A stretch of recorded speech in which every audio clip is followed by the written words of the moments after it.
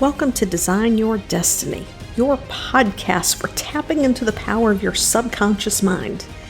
In this next few minutes, allow me to show you how to tap into that power so that you can create success with ease, form deeper connections, and have greater presence in your relationships, and most importantly, find peace within yourself. My name is Penny Chason, and I'm your host. Hey, joyful souls. Penny here with a bite-sized episode for you. Just to ponder something for a moment. I'm hoping that you listened to the episode that I did with Ella Mae just a few weeks back, episode 64. If you haven't listened to it, I encourage you to go back and listen to it. It is a longer episode, but I am telling you every single minute is absolutely worth it. That episode has only been dropped for 4 days, and I am getting a ton of feedback over this episode. And it's interesting that that episode went where it did. We actually dove into what Ella calls the dark night of the soul, and talking about business and what's the meaning of it all, and why am I doing this, and does it really matter, and actually what I'm doing, no, it doesn't matter. Those are thoughts that she had. As she mentioned then, and as I have said in other places, it doesn't matter how much money you make. It doesn't matter if you're an employee somewhere, if you're in corporate, or if you're a business owner and you have a 5, 6, 7, 8, 9, 10 figure business. It doesn't matter how much money you make. It doesn't matter what your profession is. It doesn't matter if you choose to be a stay-at-home mom or a stay-at-home dad. If you are pushing yourself and growing, you are going to have those thoughts. Hell, to be honest, even if you aren't pushing yourself and growing, if you're content where you are, from time to time you are going to have moments and days or situations and interactions with people that are going to cause you to call yourself into question. It is normal. We might wonder if we've done something wrong. Maybe what we did wasn't good enough. Are we capable of making the right choice? And society as a whole tends to, and I'm going to say we collectively because this is human, right? This is about the human experience. We tend to compare ourselves to others in the idea that we have created in our mind what reality looks like. We base what we perceive happiness to be, what we perceive joy to be, what we perceive success to be based on the things that we witness in life. Until we learn to trust ourselves and to know that when we feel happiness, when we feel joy, when we feel contentment in our own personal way, that in and of itself can be success for us.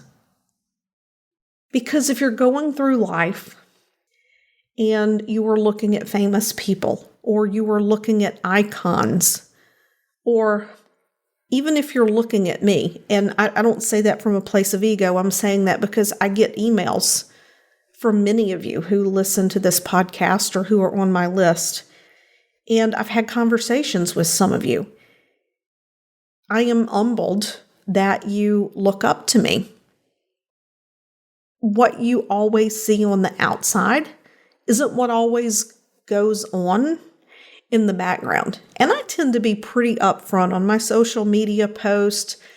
You know, I will share when I am having a sideways day, but I share it to show you that, one, I do have sideways days, but two, to show you like the things that I employ to shift my energy, to shift my attention, to get my day back on track.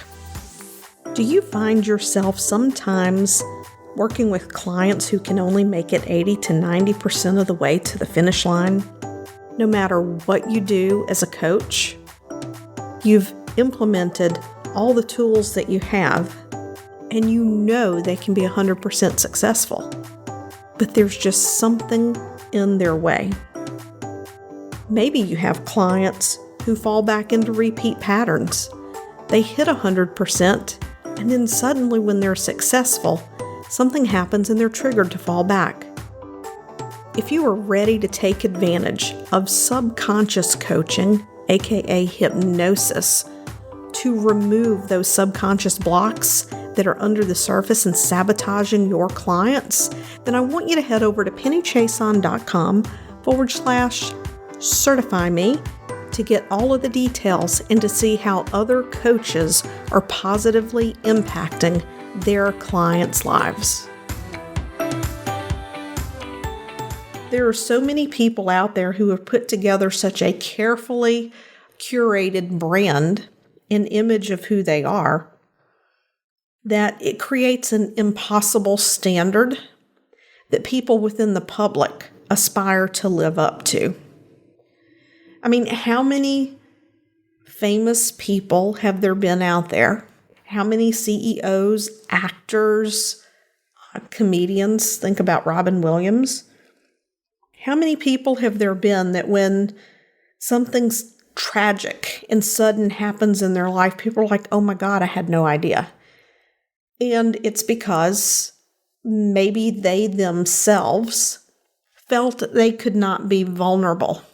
They felt they couldn't share what was going on in their life. Maybe they felt like they had no one to speak up to because, my God, I'm so successful. How dare I complain? My life is so good. How dare I complain? How dare I struggle? Is there something wrong with me? I'm making $20 million a year. Why am I struggling? Look at the young man who was the CEO of Zappos. There's actually an article out there. I may find it to link in the show notes of this episode, but he really struggled with a lot. And he was engaging in self-destructive behaviors. And then his life ended at a very young age. He didn't take it himself, but it ended at a very young age. And it was totally unnecessary. And I saw a pattern in him that had been going on for a very long time. That is the same pattern I see in some of my clients. My clients are just catching it early, and they're not putting themselves under the pressure of the expectations of what they think their life should be like as a billionaire, which is probably what this young man did. I'm extrapolating based off my experiences in working with clients, but it's time for people to start being real about what they experience in life, not to go spew and, vomit negativity all over the place, but to be honest and stop making people feel that their life isn't good enough, they aren't successful if they aren't at a certain place in their life, either income or lifestyle or relationships, or that they should never experience unhappiness or sadness or anger. That is a false reality. And it is a false reality that creates unhappiness. Now, I'm going to come back in the next episode, and I'm going to talk about how to disengage and disassociate from this in a healthy way that will bring you happiness, that will bring you joy. But I want you to sit with this bite-sized episode and just think about what is going on around you in terms of media, advertising. When you look at TV stars, movie stars, big-time CEOs, they are real people too. Money does not bring you happiness.